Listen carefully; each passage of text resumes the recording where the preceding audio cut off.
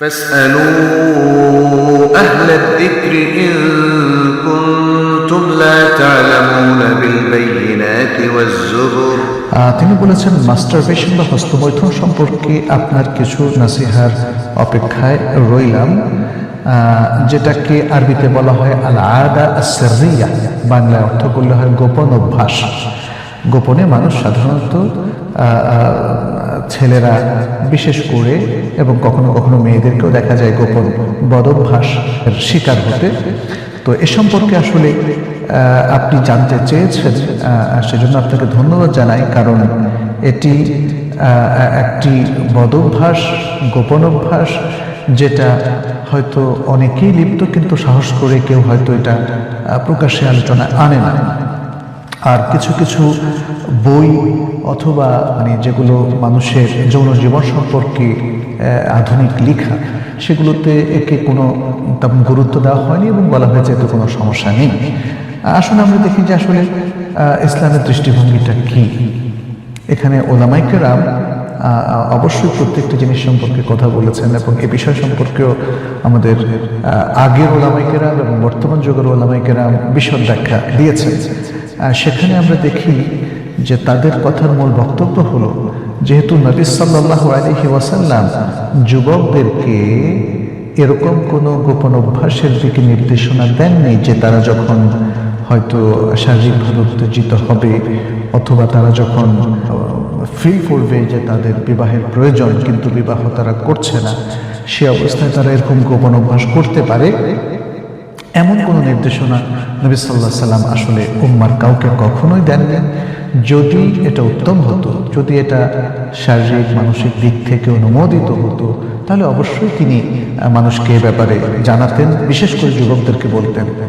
বরং তিনি সেটা বলেননি, যুবকদেরকে বলেছেন সত্তর বিবাহ করতে, এবং যদি বিবাহ করতে তারা না পারে তাহলে তাদেরকে সিয়াম রাখতে বলেছেন।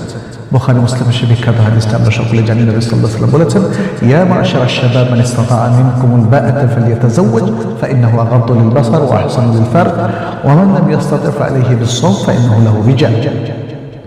হে যুব সম্প্রদায়, তোমাদের মধ্যে যারা বিবাহের সক্ষমতা রাখে, সামর্থ্য রাখে, তারা যেন বিবাহ করে নেয়। আর কারণ এটাই হচ্ছে তার দৃষ্টিশক্তিকে সংযত করার সবচেয়ে উপযোগী পন্থা এবং তার লজ্জাস্থানে হেফাজতের সবচেয়ে উপযুক্ত উপায়। আর যারা বিবাহের সামর্থ্য রাখে না তারা যেন সিয়াম রাখে, কারণ এটা তার চরিত্রের জন্য রক্ষা কবচ হিসাবে কাজ করবে। তাহলে এই হাদিস থেকে স্পষ্ট করে আমরা দেখলাম যে যদি কেউ কামনা বাসনা চরিতার্থ করার চিন্তা করে, তাহলে তার বৈধ উপায়, একমাত্র উপায় হচ্ছে বিবাহ। বিবাহ এটা একটা শরঈ বন্ধন, শরঈ বিধান। আর যদি বিবাহের সামর্থ্য না রাখে, তাহলে অন্য কোনো বিকল্প উপায়ে সে তার কামনা বাসনাকে চরিতার্থ করবে না, বরং সেটাকে সে নিয়ন্ত্রণ করবে এবং সেটা সওমের মাধ্যমে। এটাই হচ্ছে নবী সাল্লাল্লাহু আলাইহি ওয়াসাল্লামের বক্তব্য। এবার যদি আমরা ডাক্তারদের বিষয়ে আসি, যারা আসলে এই বিষয়টা নিয়ে, এই গোপন অভ্যাসটা নিয়ে, মাস্টারবেশন নিয়ে কথা বলেছেন, তারা বলেছেন যে এই অভ্যাসের কারণে ব্যক্তির শারীরিক এবং মানসিক একটা ক্ষতি হয়ে যায়, সে ক্ষতির মুখোমুখি হয়। ফলে তার শারীরিক সামর্থ্য যেমন কমতে থাকে, তার যৌন শক্তিও যেমন আসলে দুর্বল হয়ে যায়, তার তেমনিভাবে এক ধরনের মানসিক ডিপ্রেশন তাকে পেয়ে যায় এবং দেখা যাচ্ছে যে এভাবে লিপ্ত হওয়ার কারণে সে অনেক কাজ থেকে ধীরে ধীরে নিজেকে গুটিয়ে নেয়।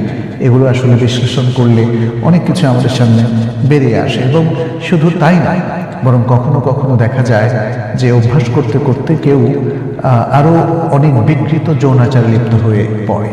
দেখা যাচ্ছে যে অনেকেই অনেক কিছু কল্পনা করতে থাকে, কিংবা ফোনে সে সেক্স করতে থাকে, কিংবা এভাবে বিভিন্ন দূর থেকেও কেউ বিভিন্ন ফাহেসা কাজে বা অন্যায় কাজে তারা লিপ্ত হয়।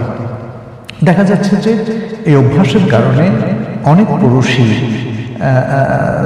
দুর্বল হয়ে পড়ে, তার যৌন শক্তি একদমই নাই হয়ে যাওয়ার কাছাকাছি চলে যায়, এবং ফলে যখন সে বিবাহ করতে যায় তখন সে ভীত সন্ত্রস্ত হয়ে যায় এবং সে তখন ক্ষতির মধ্যে পড়ে যায়।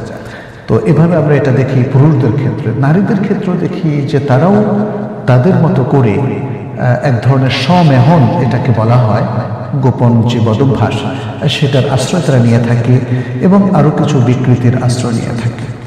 এখন এই যে মাস্টারবেশনের কথা বলা হচ্ছে পুরুষ অথবা নারী উভয়ের ক্ষেত্রে, আজকাল কিন্তু আরো কিছু ইনস্ট্রুমেন্ট বের হয়েছে যেটাকে সেক্স টয় বা সেক্স ইনস্ট্রুমেন্ট বলা হচ্ছে।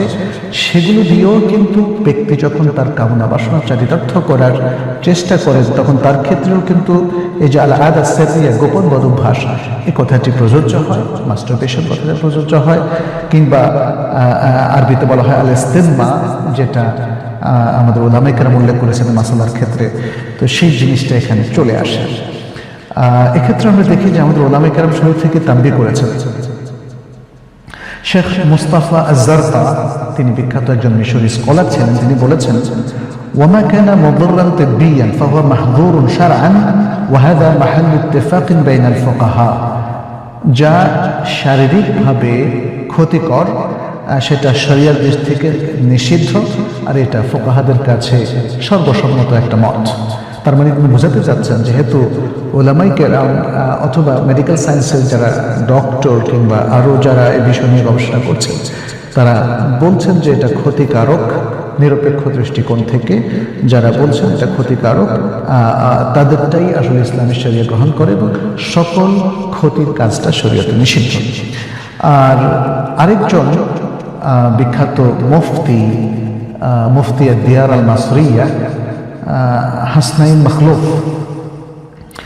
তিনি বলেছেন, তিনি সাবেক একজন মুফতি ছিলেন, তিনি বলেছেন যে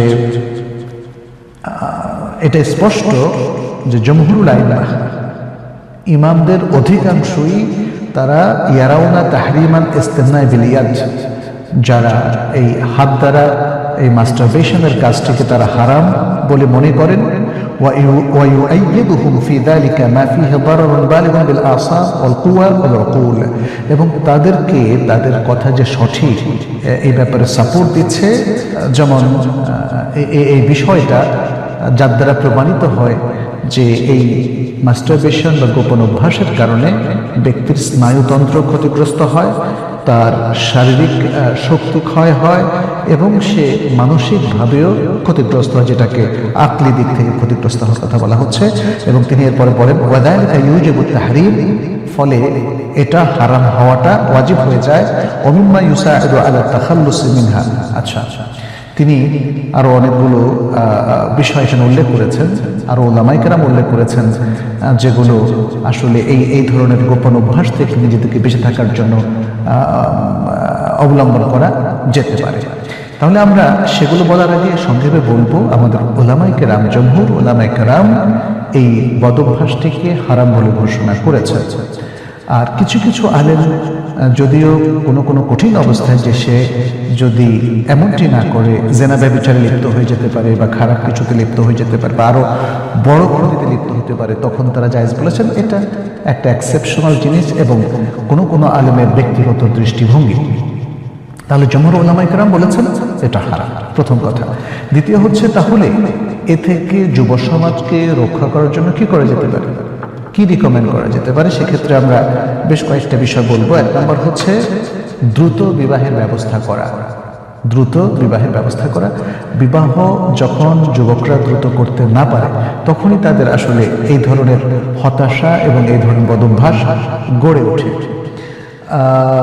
দ্বিতীয় হচ্ছে খাবার দাবারের ক্ষেত্রে আমাদের একটু সতর্ক থাকা, এবং যারা অভিভাবক তাদেরও সতর্ক থাকা, এবং যারা তরুণী তাদেরও সতর্ক থাকা। এমন কোনো খাবার দাবার খাওয়া ঠিক হবে না যাতে শারীরিক কামনা বাসনা খুবই বেড়ে যায় এবং তখন সে তার সামর্থ্যের বাইরে গিয়ে, অর্থাৎ বিবাহের সামর্থ্য না থাকা সত্ত্বে সে খারাপ কাজে লিপ্ত হয়ে পড়তে পারে। সুতরাং এমন খাবার খাওয়া উচিত যাতে সে স্বাভাবিক সুন্দর চরিত্র সম্পন্ন জীবনযাপন করতে পারে। 3 নম্বর হলো যা কিছু মানুষকে যৌন কাতর করে দেয় অথবা এক্সাইটেড করে দেয় সেসব কিছু থেকে দূরে থাকা। যেমন কোনো খারাপ ফিল্ম দেখা থেকে, খারাপ কিছু পড়া থেকে, পর্নোগ্রাফি দেখা থেকে, এগুলো থেকে নিজেদেরকে দূরে থাকতে হবে এবং এমন কোনো দৃশ্য দেখা থেকেও দূরে থাকতে হবে যেখানে হয়তো মেয়েদের অবাধ মেলামেশা আছে বা যারা পর্দা করে না এমন মেয়েদের সৌন্দর্য সহকারে দেখা যায়, অথবা যারা অশালীন অশ্লীল পোশাক পরে, সেই পরিবেশেও যাওয়া থেকে আমাদের যুবকদেরকে এবং যুবতীদেরকে দূরে থাকতে হবে। চতুর্থ হচ্ছে আমাদেরকে সম্পৃক্ত থাকতে হবে যা কিছু স্বাভাবিক সুন্দর, প্রাকৃতিক সুন্দর, সেগুলোর সাথে সখ্যতা গড়ে তোলা।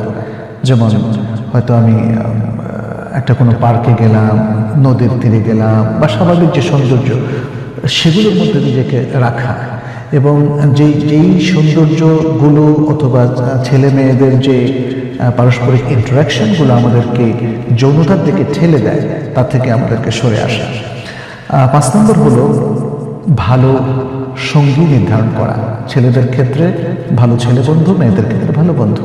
আজকাল তো অবশ্য কালচারই পাল্টে গেছে, গার্লফ্রেন্ড এবং বয়ফ্রেন্ড কালচার, ছেলেদের মেয়ে বন্ধু, মেয়েদের ছেলে বন্ধু, যেটা আসলে আমাদেরকে অনেক বিভিন্ন রকম ক্ষতির মধ্যে ফেলে দেয়, একটা অসম বা বিকৃত কিংবা অন্যায় কিংবা অবৈধ যৌনতার দিকে ঠেলে দেয়।